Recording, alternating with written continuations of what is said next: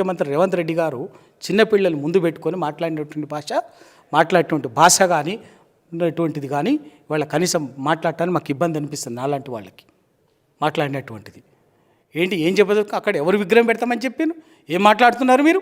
ఒక ముఖ్యమంత్రి స్థానంలో రాజ్యాంగబద్ధంగా ప్రమాణ స్వీకారం చేసి మీరు మాట్లాడుతున్నటువంటి భాష ఏంది, మీరు చెప్తున్నటువంటి ఎందుకు నోటికొచ్చినట్టు ఎందుకు అబద్ధాలు చెప్తున్నారు? ఎందుకు అబద్ధాలు మాట్లాడుతున్నారు? కేసీఆర్ గారు విగ్రహం పెడతామని చెప్పినామా?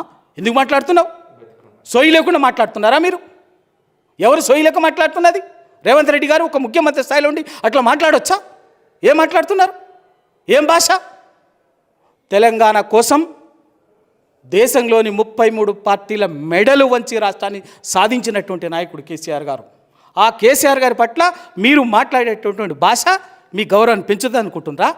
మీది ప్రజలు గమనిస్తున్నారు, తెలంగాణ బుద్ధిజీవులు అందరు గమనిస్తున్నారు.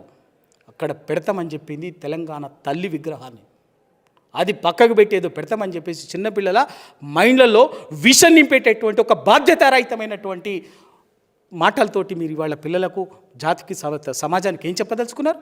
ఒక్కసారి ఆత్మ పరిశీలన చేసుకోవాలి.